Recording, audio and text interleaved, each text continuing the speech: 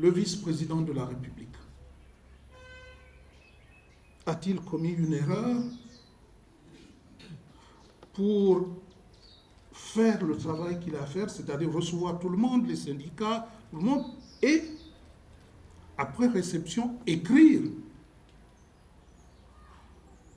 pour transmettre le dossier à celui qui doit le traiter, et ici, en l'occurrence, le ministre des Eaux et Forêts, le ministre Tsanga, M. François Roux, est venu me voir au mois de mai 2018 pour me dire que le gouvernement, bien sûr, a pris la décision de ne plus couper le quai Vazingo.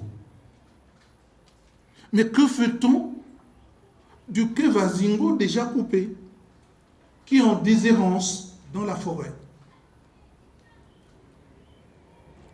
Je lui ai dit,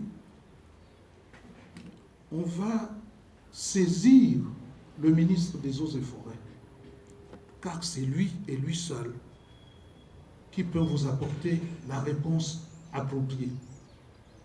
Le ministre des Eaux et Forêts, qui avait déjà reçu certaines de ces missives, a répondu que l'on voudrait d'abord faire l'inventaire de l'ensemble de bois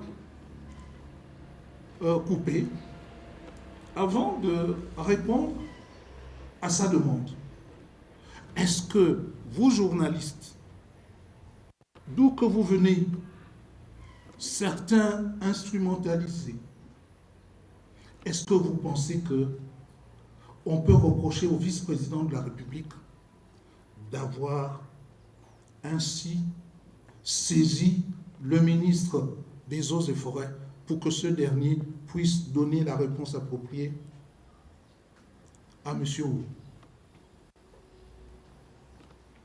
Vous-même, avec vos consciences, vous répondrez à cette interrogation.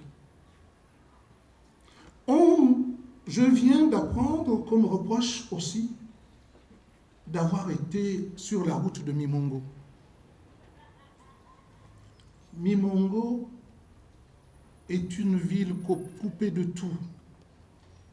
Aujourd'hui, sans eau, sans électricité, sans même possibilité d'approvisionnement, parce qu'il n'y a plus de route.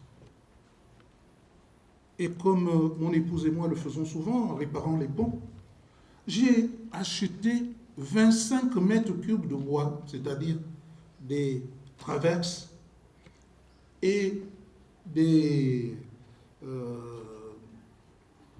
planches de roulement pour réparer par moi-même, à mes frais, ces ponts empêchant d'atteindre les populations de l'arrière-pays. Je l'ai fait, peut-être à mon nom, mais surtout au nom du chef de l'État. Parce que nous n'avons pas le devoir de laisser les populations de l'arrière-pays dans un état de dénuement total.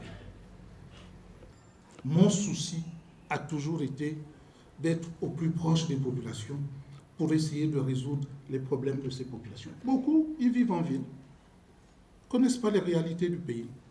Ils ont plein de sous, plein d'argent, alors qu'à l'arrière-pays, le monde rural s'appauvrit. Et comme je suis parti de ce monde, je m'émeus. Doit-on me reprocher de l'avoir fait? Où est la faute? Mais la véritable faute, ça n'est pas tout cela. Parce que cette diffamation, je prendrai des avocats, peut-être pas au niveau du Gabon, au niveau de la France, pour deux choses. D'abord, pour laver cette diffamation qui va coûter cher à l'État, parce que c'est contre l'État que je vais le faire, et aussi pour tous les manquements que survenus au cours de mon exercice, c'est-à-dire l'absence. Vous savez, je suis chez moi, c'est moi-même qui paye mon eau, mon électricité et mon intendance en tant que vice-président de la République pendant ce temps-là. Je n'ai pas eu de fonds politique. Ce n'est pas normal. On me reproche d'avoir été en Israël. Ça, c'est ce que le directeur de cabinet dit à RFI. On me reproche d'avoir été en Israël. J'ai été en Israël parce que j'ai été invité par Netanyahou, avec qui j'ai eu un déjeuner de travail. Et j'ai représenté dignement le président de la République. Et je n'ai même pas eu le temps, puisque je n'approche même pas le président, de lui dire les choses importantes qui m'ont été dites en Israël. On me reproche d'avoir été en Autriche.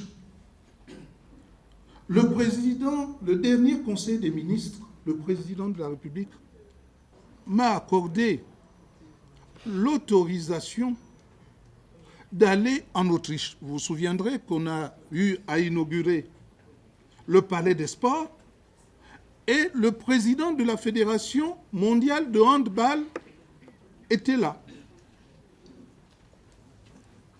Et ainsi, il a souhaité que le Gabonais qui soutient les jeunes depuis plus de 20 ans, plus de 22 ans, plus de 23 ans, qui soutient le handball, soit l'invité d'honneur à l'occasion de la Coupe du monde de handball en Autriche et en Allemagne. On me reproche d'avoir été dans le Haut-Ogooué, marquer la solidarité du chef de l'État aux populations altogovaines quand il y a eu des inondations. Je reste toujours loyal vis-à-vis du président Ali Bongo,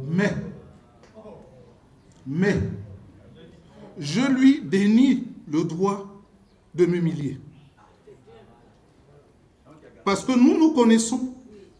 Je respecte les gens. Il faut que les gens me respectent.